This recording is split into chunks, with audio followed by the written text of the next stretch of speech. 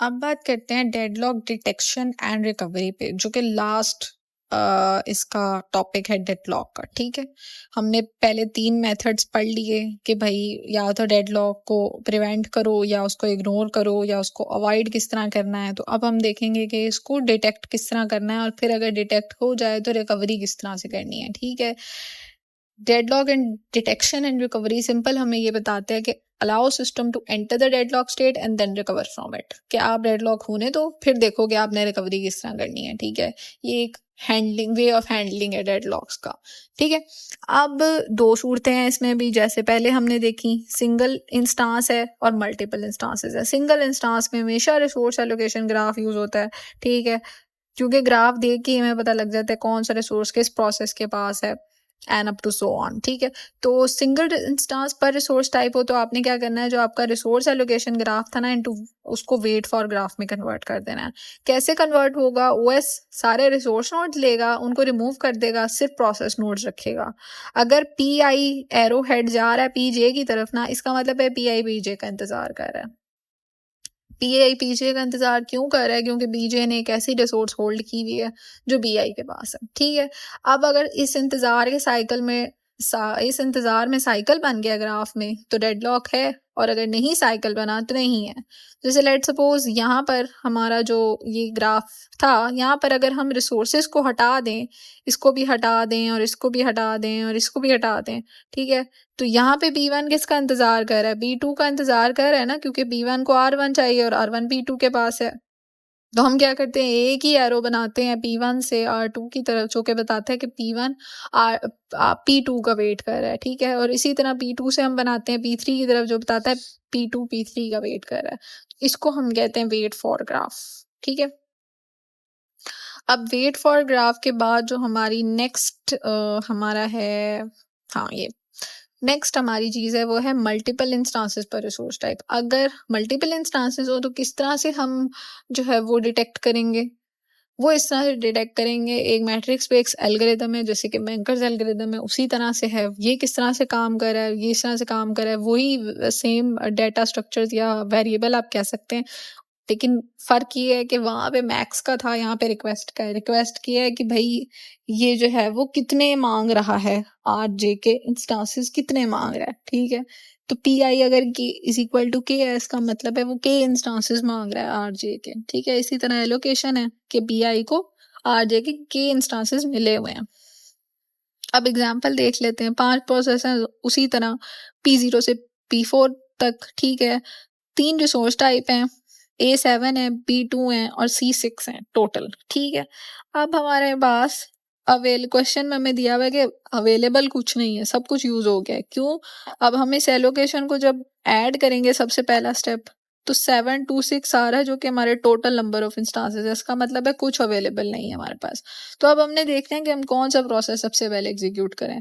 अब देखो कौन सा प्रोसेस क्या मांग रहा है, एक P0 जो है वो कुछ नहीं मांग रहा और एक P2 कुछ नहीं मांग रहा, तो इसमें से कोई भी एग्जीक्यूट हो सकता है, तो हम P0 पहले एग्जीक्यूट कर देते हैं। ठीक है, P0 को हमने कर दिया, P0 हमने सेव सीक्वेंस में रख दिया। इसी तरह फिर P2 को कर देते हैं, P2 हमने सेव सीक्वेंस में रख दिया। ठीक है, अब P2 के बाद जो अगला हम कर लेते हैं P3 को कर लेते हैं, वो उससे कम है। ठीक है, P3 के बाद हम P1 को कर लेते हैं, फिर हम P4 को कर लेते हैं। इस तरह हमने एक सीक्वेंस बना लिया। अब आप इस सीक्वेंस को, जैसे कि मैंने कहा, आप इसको छेड़ भी सकते हैं। ठीक है, शुरू में तो आप P0 या P2 ही करेंगे, जाहिर है, क्योंकि अवेलेबल 0 है, तो जिसको नीड है उसको तो आप कर नहीं सकते। लेकिन उसके बाद आप इसको P1 पहले कर लें, P4 पहले कर लें, वो आपकी मर्जी है। ठीक है, अच्छा, इस तरह आपने एक सेव सीक्वेंस बना लिया। अब हुआ क्या कि व्हाट इफ हमारा जो ये रिक्वेस्ट है ना, उसमें सी बी जो हमारा P2 प्रोसेस है वो हमारा 0 0 0 की बजाय सी रिसोर्स का एक इंस्टांस मांग रहा होता। ठीक है, तो क्या होता, डेडलॉक आकर हो जाता। क्यों डेडलॉक आकर हो जाता, इसलिए क्योंकि P0 तो एग्जीक्यूट हो जाता, लेकिन P0 एग्जीक्यूट होने के बाद B का एक इंस्टांस फ्री हो जाता। लेकिन सी को क्या चाहिए था एग्जीक्यूट होने के लिए, सी को तो P2 को क्या चाहिए एग्जीक्यूट होने के लिए, सी का एक इंस्टांस चाहिए। सी का इंस्टांस तो अवेलेबल था नहीं, बी का फ्री हुआ, ठीक है, और अवेलेबल में यहाँ पे 0 1 0 आ जाता ना, ठीक है, क्योंकि ये ऐड हो जाता है इस अवेलेबल में, तो 0 1 0। अब हमें अगर सी का 1 इंस्टांस चाहिए P2 प्रोसेस में, तो वो इस अवेलेबल से नहीं पूरा होना था।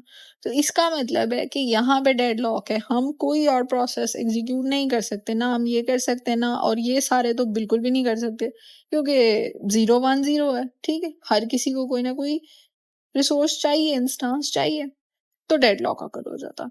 तो अब यहाँ से हमें पता लग जाता है कि हम डेडलॉक में जा सकते हैं।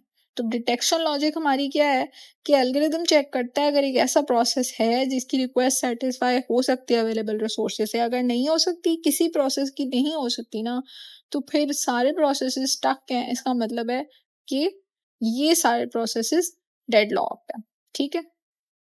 अब हम रिकवरी देख लेते हैं थोड़ी सी कि हमने डिटेक्ट तो कर लिया, अब रिकवर किस तरह करना है।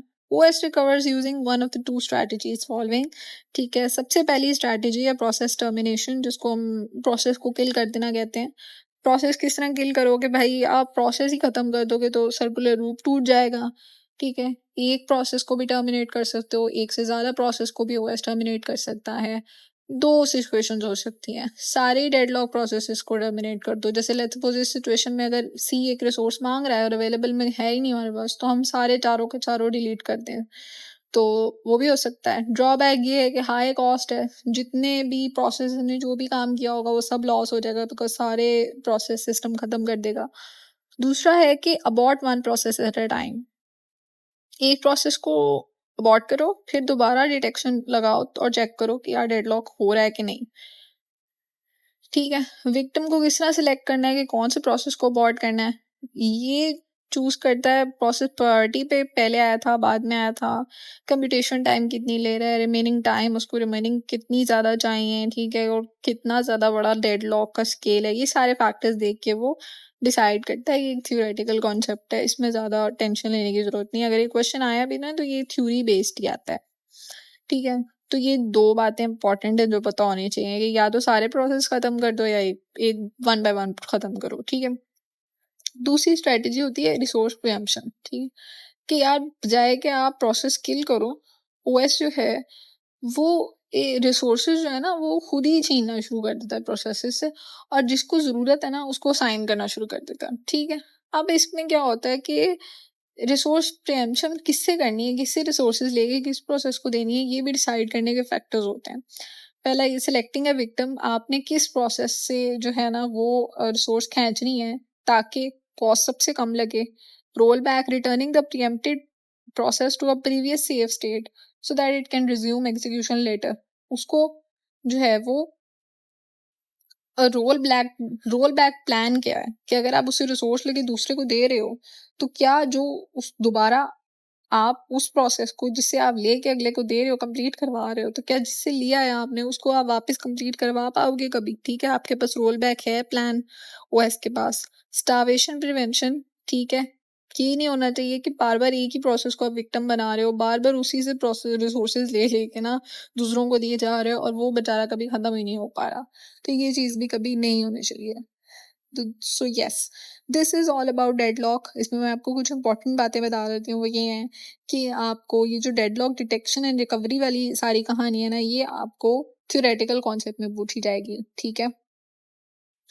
आपको जो क्वेश्चन आते हैं ना वो आते हैं बैंकर्स एल्गोरिथम के थ्रू, ज़्यादा यही आता है कि यार आपने नीड का रो बनाना होता है, कॉलम बनाना होता है, सॉरी, ठीक है, सेव सीक्वेंस निकालना होता है, आपने अवेलेबल का इस तरह बनाना होता है कॉलम, ठीक है।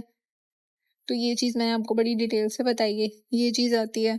इसके अलावा सेफ अनसेफ स्टेट क्या होती है, जब ओएस जो है वो रिसोर्सेज अलॉट करने के लिए रेडी हो और कोई मसला ना हो रहा हो, तो वो सेफ स्टेट है, ठीक है। और अगर डेडलॉक अगर हो रहा है तो इसका मतलब है अनसेफ है, सिंपल इज दैट, ठीक है।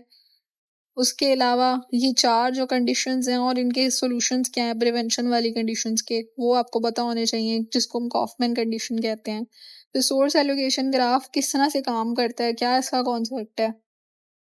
अगर आपको रिसोर्सेज और उनके इंस्टांसेस बता दिए जाएं और कहेंगे यार ये इसके पास है, ये इसके पास है, ये इसका वेट कर रही है, आप इसका रिसोर्स एलोकेशन ग्राफ बनाओ क्वेश्चन में, तो आपको वो बनाना आना चाहिए, ठीक है। डेडलॉक अगर हुआ है, ये साइकिल है, आपको ये पता होना चाहिए कि अगर मल्टीपल इंस्टांसेस हैं रिसोर्स के, तो ज़रूरी नहीं है कि साइकिल में डेडलॉक हो, ठीक है? साइकिल में डेडलॉक तभी होता है जब हर रिसोर्स का एक ही इंस्टांस अवेलेबल हो, सही है?